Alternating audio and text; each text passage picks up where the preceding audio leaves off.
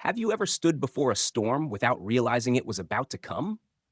Not a storm of nature, with dark clouds and thunder as warnings, but a storm of history. A storm born from ambition, from calculations made on the chessboard of geopolitics, from the blood and tears of an entire nation. A storm that, when it comes, makes the earth tremble, the sky burn, and human lives become as fragile as blades of grass in the wind. Our story today begins in the last days of March 1972, on a thin S-shaped strip of land where the dry Lao winds seemed to hold their breath, awaiting something terrifying. That land was Quangtri, a place where the dividing line was not merely a river, but a deep wound carved into the hearts of millions. At that time, on the other side of the globe, in glittering Paris, the cold atmosphere of the peace talks could not warm hearts long frozen by war. The Paris Conference, that faint hope for an end to a long and bitter conflict, was slipping into deadlock. The handshakes were stiff, the diplomatic smiles empty, unable to conceal the truth. On the board of power, the pieces were still being moved with ruthless precision. U.S. President Richard Nixon had just made a historic visit to China. Secretary of State Henry Kissinger had conducted secret meetings. These were not ordinary trips. They were strategic moves. Handshakes across ideological divides, meant to reshape the global balance of power. And Vietnam, as always, became the arena where these grand designs were measured in steel and blood. The fierce bombings by U.S. air power in the north were a declaration, a heavy pressure placed upon the negotiation table. In response, from Hanoi came a historic decision, one that would forever change the course of the war. The Politburo of the Communist Party of Vietnam issued a resolution. It was not just a document on paper. It was a call to arms, a gathering of willpower and resources for a final gamble. The gamble was named the 1972 Strategic Offensive. Initially, the spearhead was intended to strike the southeast region, the backyard of Saigon. The idea was to deliver a thunderous blow, to threaten the very heart of the Republic of Vietnam and force concessions at the peace talks. But war is never a straight line. After long nights of consideration, weighing logistics, terrain, and the balance of forces, a decisive change was made. The main attack axis shifted northward toward Tri Thien, a windswept region. Why Tri Thien? Why Quangtri? Because it was more than a place, it was a symbol. It was the throat of the nation, the borderland with the north where command, supply, and concentration of forces for a major campaign were all favorable. Capturing Quang Tri would mean more than a military victory. It would strike at the spirit and image of the South Vietnamese government, sending a powerful message to Paris and Washington. And so, deep in the jungles of Trung Son, a massive war machine began to move. Tens of thousands of men, thousands of tons of weapons, all silently converging on a fiery coordinate. A storm of steel was forming. To face it, on the southern side of the divide, the Army of the Republic of Vietnam, ARVN, in Military Region 1, held what forces it could. The core defensive unit was the 3rd Infantry Division, a young formation composed of Regiments 2, 56, and 57. Most of its soldiers were new recruits, boys barely out of school, their faces still soft with youth, now wearing combat uniforms. Beside them stood veterans, the battle-hardened Sea Wolves of the Marine Division, Brigades 147 and 258, the Strategic Reserve and Steel Wall expected to halt any assault. They were supported by regional and popular forces, 7 artillery battalions, 75 armored vehicles, and Air Division 1 for aerial support. Commanding them was Lieutenant General Hong Xuan Lam, head of I Corps. Under him, Brigadier General Vu Van Jai led the 3rd Division. From generals in bunkers to sentries on outposts, all lived through what seemed like calm March days. But across the line, the enemy was not the familiar guerrilla units. This time was different. The North Vietnamese Army had committed its full strength to the Tri Thien campaign, 6 infantry divisions, 6 independent regiments, and numerous special forces, artillery, and anti-aircraft units. And for the first time in the South, they brought weapons that had previously existed only in intelligence briefings. T-54 tanks, 130mm guns with terrifying range, SAM-2 surface-to-air missiles, AT-3 anti-tank missiles, and SA-7 shoulder-launched heat-seeking missiles. A nightmare for helicopter pilots. This was no longer guerrilla warfare. It was a conventional war, a coordinated assault with armor leading, infantry following, and artillery clearing the way. a true storm of fire. Commanding this vast war machine was General Lê Truongton, one of the North's finest commanders. Every effort, every resource was concentrated on a single target, Quang Tri. By the final weeks of March, strange signs appeared along the border. Whispers in the wind carried unease. Reconnaissance flights detected freshly cut trails through western forests. Observers at forward bases like Fuller and Khe Sanh heard engines rumbling in the night. Local patrols stumbled upon fuel traces and enemy equipment west of I-2 base. Villagers, scouts, and spies all brought back fragments of information, all pointing in one direction. A massive offensive was coming. Intelligence sections of the 3rd Division and I Corps pieced these clues together. On the maps, red marks indicating enemy activity grew thicker, encircling Quang Tri like a tightening vice. A report was sent up warning of an imminent, large-scale assault. But perhaps because the calm had lasted too long, or because higher-level priorities lay elsewhere, the warnings were ignored. Like people who dismiss the cracking of a dike before a flood. In Saigon, the general staff maintained its assessment. If the North attacked, the main thrust would be at the Central Highlands, Kon Tum or Pleiku, a fatal mistake. Elite units such as the Airborne Division were sent to those mountains to confront a threat that did not exist. Then fate dealt its cruel hand. At the most sensitive moment, a routine rotation of regimental sectors took place between Regiments 2 and 56 of the 3rd Division. Picture it. Long convoys of GMC trucks passing each other on Highway 1. Soldiers of the 2nd Regiment leaving exposed outposts like Carroll and Myluck for safer lowlands, while those of the 56th moved up to replace them. They waved, joked about easier days ahead. None knew that, across the hills, thousands of eyes were watching. The North Vietnamese had learned the rotation schedule. They had waited for this very moment. The element of surprise, the supreme weapon of warfare, was perfectly achieved. The blade of death was raised, ready to strike when the enemy was weakest. H hour had come. 4:30 p.m., March 30th, 1972. The sky over Quang Tri was still blue, the wind still gentle. But those were the final peaceful moments. From 4 directions, like the fangs of a giant serpent, the assault began. Moments later, the morning of March 30th exploded as hundreds of 130mm guns and 122mm rocket batteries roared from hidden mountainsides. The earth ceased to be earth. The sky ceased to be sky. It was a blazing furnace, a symphony of destruction. Thousands of shells tore through every inch of ground, turning fortified bases of the 3rd Division and Marines into rubble. The thunder drowned out even human screams. Simultaneously, across the Ben Hai River, waves of soldiers surged south, flooding the demilitarized zone like a torrential current. The bloodiest, fiercest battle in Vietnam's history, the Easter Offensive, or the Red Summer of 1972, had begun. The storm of steel had arrived, and Quang Tri was its eye. If there is a sound from hell, this is it. It is no longer the sound of explosions. It is an eternal earthquake. The ground beneath the feet is no longer solid. It convulses, groans, and roars like a wounded beast. The sky is no longer blue. It has turned a murky yellow of gunpowder and dust. The air is not for breathing. It is a dense mixture of gunpowder, torn earth, and the stench of death. In the bunkers, the young soldiers of the 3rd Infantry Division and the Marines shrink into themselves. They cannot hear the screams of their comrades beside them, only feel their chests trembling violently with each explosion. The rain of steel pours down endlessly, not a single moment for composure.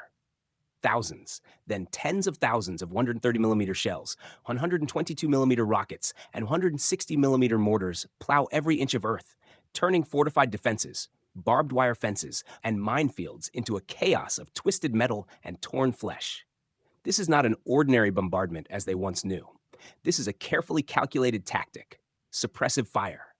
Its goal is not only to destroy fortifications, but to shatter the will to fight, cut off communication, and paralyze the entire command structure. The telephone lines connecting bases, platoons, companies, and headquarters are torn apart within minutes. PRC-25 radios scream in despair, reduced to static. Commanding officers shout into handsets, but all that answers them is a deadly silence. The 3rd Division, in an instant, has become a giant body with its head and limbs severed. Every base, every outpost, from A1, A2, A3, A4 along the southern bank of the Bainhai River to deeper fire bases like Sarge, Pedro, Holcomb, has become a lonely island in a sea of fire. They do not know what is happening to nearby units. They do not know where the enemy is. They only know one thing: death is everywhere. And then when the storm of shells finally eases, another sound rises, one far more terrifying than explosions. It is the grinding of iron tracks against earth, the growl of engines filled with menace. Through the thick smoke and dust, huge dark silhouettes emerge. T-54s. The steel monsters that ARVN soldiers had only seen in intelligence photos now advance steadily before their eyes. Behind them, waves of infantry surge forward in endless numbers, flooding the battlefield like the rising tide. The ground battle has begun. The first assault waves of the North Vietnamese 304th Corps and 308th Division strike directly at Marine positions along Highway 9 and the outposts of the 3rd Infantry Division. At Base A4, also known as Con Tien, a name etched in history for its bloody battles in 1967, the Marines fight with desperate bravery. But against overwhelming waves of attackers backed by tanks and heavy artillery, they are gradually overpowered. The fighting rages for every trench, every gun pit. Meanwhile, in the west, another pincer, the 324B Division, tightens around the ring of fire bases on the strategic hills. Fuller, Kegio, Sarge, Pedro, names that once meant fortresses of steel, links in the Iron Belt protecting Quang Tri, now turn one by one into slaughterhouses. At Sarge, the defending 105mm guns thunder back, but they are dwarfed by the enemy's firepower. The T-54 tanks, with thick armor and deadly 100mm cannons, crush bunkers and tear through defense lines. And then a new weapon appears, spreading true terror. From the tree lines, North Vietnamese soldiers shoulder compact missiles. A white streak rises. In an instant, an M48 Patton tank, the pride of American armor, halts and bursts into flames. The AT-3 Sager anti-tank missile. For the first time, infantrymen can destroy heavy tanks from a safe distance. The balance of ground warfare shifts in a heartbeat. Despair spreads faster than the shells themselves. Frantic radio calls, if they manage to break through the static, paint a picture of devastation. We're being overrun. Enemy tanks inside the base. Request air and artillery support, coordinates. But the support they beg for either never comes or arrives too late and too weak. The 1st Air Division in Da Nang tries to launch A-37s and F-5s, but they face an unprecedented wall of anti-aircraft fire. 37mm and 57mm guns fill the sky. And worse still, white trails of SA-7 shoulder-fired missiles streak upward, homing in on the heat of aircraft engines. Pilots, long accustomed to ruling the skies, watch in horror as these small missiles chase them relentlessly. The skies over Quang Tri, once ARVN's greatest advantage, have become a forbidden, deadly zone. One by one, the bases fall. Sarge, Holcomb, Pedro, red dots on the map at I-2 command post fade out one after another. The western defense line is collapsing. Now, all eyes turn to one place, Fire Support Base Carroll, also known as Base 241. This is no ordinary outpost. It is the heart of the western defense system of Quang Tri. Perched on a high hill, Carroll is the largest and strongest artillery base of the ARVN in I Corps. It houses the headquarters of the 56th Regiment, commanded by Lieutenant Colonel Pham Van Dinh. And most crucially, it possesses the King of Battle, the M1107 self-propelled 175mm gun, the only one in the region, capable of covering the entire battlefield, even reaching into the north. Losing Carroll would mean losing the key artillery support and opening the western gateway for the North Vietnamese to sweep into the lowlands. Understanding its importance, the North Vietnamese army concentrates massive forces to annihilate Carroll. The 24th Regiment of the 304th Division and the 203rd Tank Regiment are tasked with removing this steel thorn. The assault begins with an artillery barrage even more devastating than anywhere else. Thousands of shells rain down, turning the small base into a sea of fire. Lieutenant Colonel Dinh and his staff are trapped in their command bunker. All contact with the outside world is nearly cut off. As the North Vietnamese infantry and tanks charge forward, the soldiers of the 56th Regiment fight valiantly, repelling one assault after another. But their numbers dwindle. Ammunition runs low. The wounded lie scattered, untended. Despair engulfs the base. From the command bunker, Lieutenant Colonel Ding tries to contact the 3rd Division headquarters for reinforcements and air support, but only vague promises come back. General Wu Wenjai, the division commander, is equally powerless. All supply routes are cut. The Air Force cannot enter. Carroll is completely isolated. By April 2nd, the situation becomes hopeless. North Vietnamese tanks have pierced multiple defense layers and entered the central area. The king of battle gun has been hit and disabled. Lieutenant Colonel Pham Van Dien faces the most agonizing choice of his career: fight to the last man and see his entire regiment destroyed, or surrender to save the lives of those who remain. And then, an unprecedented event occurs. Through a special communication channel, the North Vietnamese make contact with Lieutenant Colonel Dien. They call for surrender, promising humane treatment for prisoners. Amid chaos and despair, after consulting his officers, Dien makes a shocking decision. He orders the entire 56th Regiment to lay down their arms. Over 1,500 soldiers, along with all heavy weapons at the strongest artillery base in I Corps, surrender. The flag of the National Liberation Front of South Vietnam is raised over Carroll's flagpole. News of the surrender and fall of Carroll explodes through the command system of I Corps and the Saigon government. It is not only a military defeat, it is a psychological catastrophe. If a regular regiment, led by a seasoned commander and fortified in such a strong base, could surrender, how long could others hold? Panic and distrust spread rapidly. The morale of soldiers across the front collapses. The Iron Belt defending Quang Tri, once the pride of the ARVN, has shattered. The fall of Carroll throws open the Western Gate. Now, nothing can stop the armored and infantry divisions of the North Vietnamese Army from pouring down into the plains like a flood, heading straight toward their next objectives: Dong Ha and I Tu, the headquarters of the 3rd Division. The nightmare has only just begun. News of the fall of Carroll Base did not spread like a military report. It spread like a plague, a psychological earthquake shaking the very foundations of Quang Tri's defense system.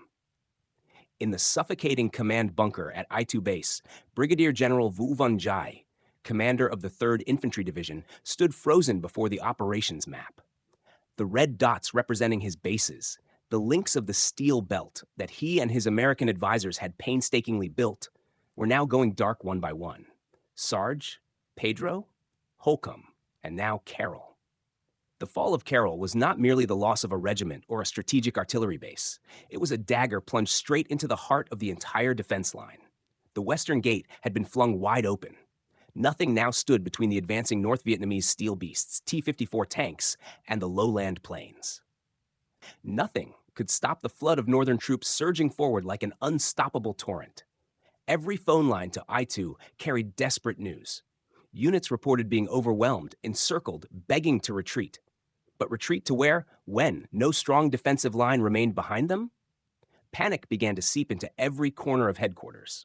Staff officers shouted into telephones, issuing contradictory orders. The carefully drawn defense plans had turned into worthless scraps of paper. The reality of the battlefield had gone far beyond any calculation. Now, the next target of the North Vietnamese Army was clear as day: Dong Ha Town and the strategic steel bridge spanning the Cam Lo River. That bridge was the lifeline, the only artery along Highway 1 connecting Quang Tri with the southern rear. To hold the Dong Ha Bridge was to retain a glimmer of hope. Hope for reinforcements and armored units from Hue. Losing the bridge meant total isolation for Quang Tri and the remnants of the 3rd Division, doomed to annihilation. Realizing this, every remaining effort was poured into holding the bridge. The 258th Marine Brigade, one of the most elite units, was assigned the defense. But they faced an enemy many times larger, with dozens of T-54 and PT-76 tanks storming forward. In that darkest hour of the battle, an act of near-mad heroism entered legend. U.S. Marine advisor Captain John Ripley, together with a South Vietnamese combat engineer unit, decided the bridge had to be destroyed. Under relentless artillery and machine gun fire shredding the ground around him, Captain Ripley swung himself beneath the bridge girders, inching along slippery steel beams while carrying nearly 250 kilograms of explosives. He moved like a leech, again and again, for almost 3 hours, while enemy bullets sparked against the iron around him. Finally, the massive charge was set. A deafening explosion shattered the air. The Dong Ha Bridge broke in two and plunged into the muddy river below. The North Vietnamese tank's advance was momentarily halted. Ripley's heroic act and that of the engineers bought a few precious hours. Yet it was a solitary, tragic victory in a battlefield already collapsing. The destruction of the Dong Ha Bridge, though halting the tanks, was a double-edged sword. It also severed the only escape route for thousands of soldiers and tens of thousands of civilians trapped in Quang Tri town and its surroundings. Pressure from the North Vietnamese forces mounted from all directions. From the west, the units that had captured Carroll pushed deeper south. From the north, after crossing the river on pontoon bridges, they tightened the noose. Quang Tri, once a peaceful ancient town, now became a giant trap. Artillery shells rained down mercilessly, spreading death and terror among both soldiers and civilians. In the bunker at I-2, General Giai faced a merciless choice: continue ordering his units to fight to the death in a hopeless position, dooming his division and thousands of civilians, or issue the one command no general ever wishes to give: a total withdrawal, a tactical retreat to preserve what remained. But a retreat under relentless pursuit, chaotic communications, and shattered morale could easily devolve into a rout. It was a deadly gamble, and General Giai decided to take it. The order was issued. All military forces and administrative offices were to withdraw from Quang Tri town, moving south to reestablish a defensive line along the My Chang River. It was a reasonable decision in theory, but in practice, it marked the beginning of the greatest tragedy of the Red Summer. When the withdrawal order was given, it was no longer an organized evacuation. It became a desperate flight. News spread like wildfire. The Viet Cong are almost here. Run! Get out now! Soldiers threw away heavy weapons and gear, clambering onto any vehicle they could find: tanks, armored carriers, jeeps, trucks. They merged with the flood of panicked civilians. Tens of thousands, old men with walking sticks, mothers clutching infants, terrified children, poured onto the only road south, Highway 1. They carried whatever they could: bundles, bicycles piled with belongings. The national highway, once a vital artery, now became a choked river of people and steel, moving sluggishly and chaotically. The air was filled with the sounds of crying children, frantic shouting, blaring horns, roaring engines, a symphony of despair. They did not know they were marching straight into a death trap. They did not know that this escape route would soon become their collective grave. The North Vietnamese, having captured the high ground to the west, now possessed perfect observation and firing positions. The entire coastal plain, especially the stretch of Highway 1 from Quang Tri to My Chang, lay squarely within range of their 130mm artillery. And then hell truly opened. Horrific whistling filled the air, followed by earth-shaking explosions. Shells rained down like a storm upon the helpless column below. There was no distinction. Everything along the road was a target. The first shell struck, carving a deep crater and a cloud of black smoke, hurling people and vehicles into the air. Panic reached its peak. People screamed, trampled one another, searching for cover, but there was none. The open fields on both sides offered no refuge. Military trucks erupted into towering flames. Civilian cars were shredded by shrapnel, bodies and belongings strewn everywhere. In an instant, Highway 1 became the highway of horror. This was no longer a battle. It was a massacre. From their elevated positions, the North Vietnamese gunners could see every movement below through their binoculars. They adjusted coordinates and poured down fire systematically. Every few minutes, another section of the road was torn apart, shredding the huddled masses below. The screams, the moans of the wounded, the detonations of ammunition in burning vehicles, all fused into the sound of the apocalypse. A young mother fell, still cradling her lifeless child. An old man lay curled beside his shattered bicycle. Young soldiers, who just days earlier had stood proud in uniform, now lay scattered, mangled, unrecognizable. Blood streamed in long, dark lines across the asphalt. The stench of gunpowder, burnt flesh, and death filled the air. The sky over Quang Tri that day was not blue. It was gray with smoke, red with fire. The withdrawal had turned into a bloody rout. The 3rd Infantry Division, the backbone of the defense, disintegrated right there on that road. The surviving soldiers threw away their rifles, their units, everything, fleeing only to survive. The chain of command had ceased to exist. Each person was left with nothing but raw, animal instinct. The Highway of Horror became the most tragic symbol of Quang Tri's fall, a scar that would never heal in the hearts of its survivors. It was a tomb without gravestones, stretching for miles, burying not only thousands of lives, but also the last pride and hope of a defeated army. After the storm of fire came silence, a silence more terrifying than 1,000 explosions. When the 130mm cannons of the North Vietnamese army temporarily ceased their barrage, the dawn of May 2nd, 1972, revealed a scene that even the most battle-hardened veterans could never erase from their minds. The Highway of Horror was no longer a road. It had turned into a dried-up river of sorrow, leaving behind a riverbed filled with the mud of steel, blood, and corpses. The M48 and M41 tanks, the M113 armored vehicles, lay twisted and blackened, their turrets bent like prehistoric beasts that had just died in a great cataclysm. Scattered among them were hundreds, thousands of civilian vehicles, overturned three-wheeled Lambrettas, twisted Honda 67s, broken bicycles. And amid that wreckage were human beings. Soldiers without intact uniforms, civilians in torn rags, all lay there, frozen in their final postures of despair. The scene stretched for tens of kilometers, a collective tombstone of rusted steel and human bones, a silent testament to the total collapse of an army and the shattering of faith. Those who survived the massacre staggered forward aimlessly. They were no longer soldiers of a division. They were ghosts. Their eyes were empty, soulless, reflecting the gray sky. They stepped over the bodies of their comrades and the innocent without a word, without emotion. The shock had taken everything from them. Military discipline, command structure, fighting spirit, all had been pulverized into dust along that road. Their destination was the Mi Chang River, the final line, the fragile boundary separating survival from total ruin. When the first tattered, exhausted figures stumbled onto the Mi Chang Bridge, the Marine and airborne units deployed there to establish the defensive line stood in stunned silence.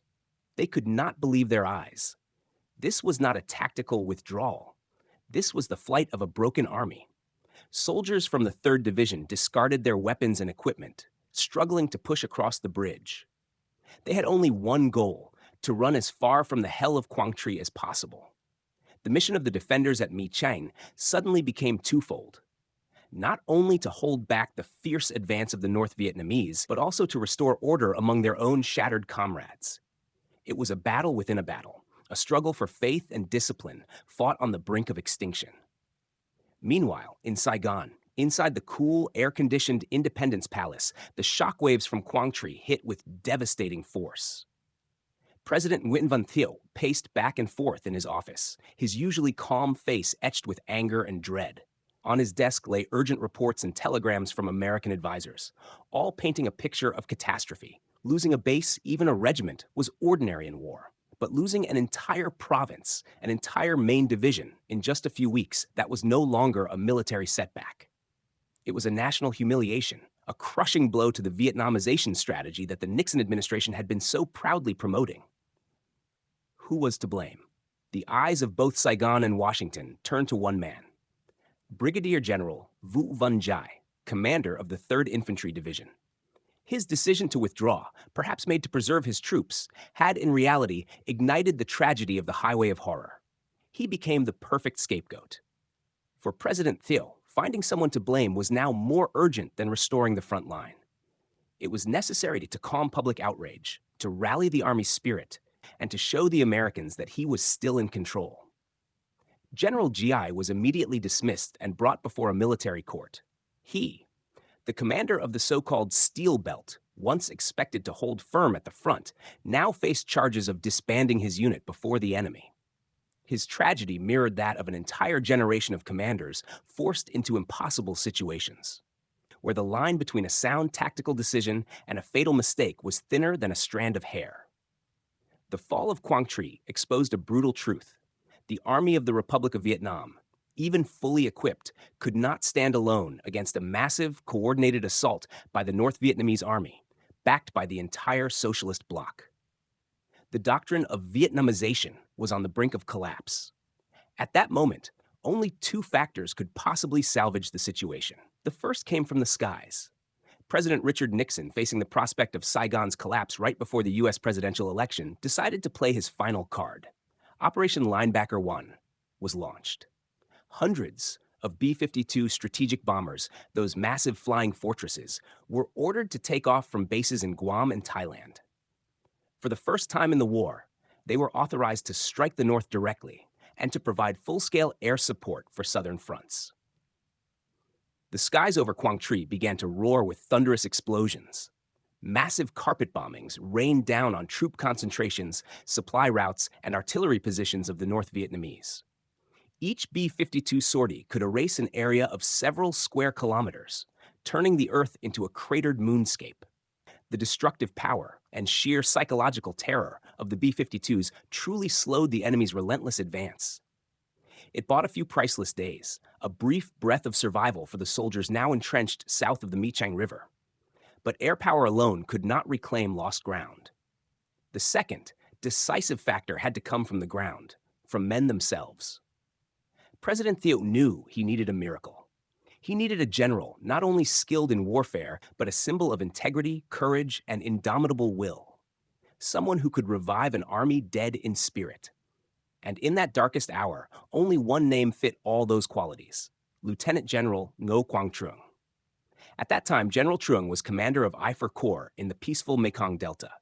He was known as a poor man's general, a disciplined, incorruptible officer, and a brilliant tactician, respected by both his troops and his American advisors. He was the very antithesis of the stereotypical Saigon general of the time. Upon receiving his appointment as commander of I Corps, replacing General Hoang Xuan Lam and taking direct command of the Quang Tri front, General Trung did not hesitate. He flew to Hue immediately. His arrival at the forward headquarters was like a surge of new life into a dying body. Small and austere in appearance, yet his eyes blazed with fire. General Trung said little. His actions spoke for him. The first thing he did was impose martial law. Any deserter would be executed on the spot. He went straight to the front lines, to the southern bank of the Michang River, meeting face to face with the Marines and airborne soldiers holding the line. He ate with them, slept beside them, in the same trenches. He reorganized the shattered remnants of the 3rd Division, gathered the survivors, and gave them a clear order, a purpose to fight for. Hold this line, not an inch forward, not a step back. Within days, the spirit of the entire Corps transformed. Fear and chaos gave way to fierce resolve. A solid defensive line was finally established along the Michang River. The dam had been rebuilt to hold back the flood. The disaster was stopped right at the edge of the abyss. But the greatest question remained unanswered. Was defense the final goal, or merely the beginning of something far more audacious, a counteroffensive to reclaim what had been lost? There are moments of silence in war that are more violent than any storm. It is the silence that follows after the tempest has passed, leaving behind a wasteland of destruction and shattered souls. The southern bank of the Michang River in the early days of May 1972 was one such moment. The river, its water thick and red with silt, had become both a physical and psychological boundary that few could cross. To the north lay the hell they had just escaped. The ghosts of defeat, the images of thousands of comrades and civilians left behind on the highway of horror. To the south was life, a harshly restored order, the final bastion of honor. But between these two banks of life and death lay a void within every soldier's mind. They had survived, but something within them had died forever on the road from Quang Tri. They were no longer the young, fiery soldiers of the 3rd Division, the Steel Belt. They had become witnesses to collapse, men who carried the image of apocalypse in their eyes. The Marine at the end of the previous scene, the one cleaning his rifle, was still sitting there. His movements were slow, mechanical, like a ritual. He wasn't cleaning his gun to prepare for the next battle. He was cleaning it to find himself again. Each stroke of the cloth against the cold metal, each layer of dust and gunpowder wiped away, was like an attempt to cleanse his mind of the horror that had crusted over it. He remembered the face of a young mother, clutching her dead child in her arms beside a burned-out motorized tricycle. He remembered the eyes of a comrade who had been laughing hours earlier, now lifeless, his body mangled beyond recognition. He remembered the roar of the 130 millimeter artillery, the sound that tore apart the sky and ground men's courage into dust. He had run. For the first time in his military life, he had run. He had left everything behind to live. The shame and guilt gnawed at him more painfully than any physical wound. Then General Truong arrived. The small-framed but commanding general didn't offer empty words of encouragement. He simply looked them, the defeated, straight in the eye and gave orders. Establish a defensive line. Dig trenches. Anyone who retreats will be shot. The cruelty of those orders, paradoxically, became their salvation. It gave them a purpose, a wall to cling to when their spirits had collapsed. It told them the war wasn't over. Their existence still had meaning. Now, as he cleaned his M16, he was no longer thinking about escape. He was preparing to pay a debt, a blood debt, to the fallen. And he knew the time to repay it was near. The change came not only from the soldiers, but from the entire system. The fall of Quang Tri was not merely a military defeat. It was a heart attack to the entire body of South Vietnam, a brutal shock that exposed long-hidden weaknesses: incompetent leadership, corruption, over-reliance on American firepower, and a decaying fighting spirit in many units. The tragedy of the Highway of Horror became a massive mirror reflecting a truth no one wanted to face. The doctrine of Vietnamization was a dangerous gamble, and the Quang Tri campaign showed that they were losing. Yet from that humiliating defeat, the seeds of change began to grow. The appointment of General Ngo Quang Truong was more than a personnel change. It was a declaration that discipline, competence, and integrity would come first. Truong brought to Mi Chan not only military plans, but something far more vital: faith. Faith that they could fight and win. He ate simple meals with his soldiers, stayed awake through nights in the command bunker, and personally inspected every meter of the defense line. He didn't promise an easy victory. He promised a meaningful fight, a fight for honor.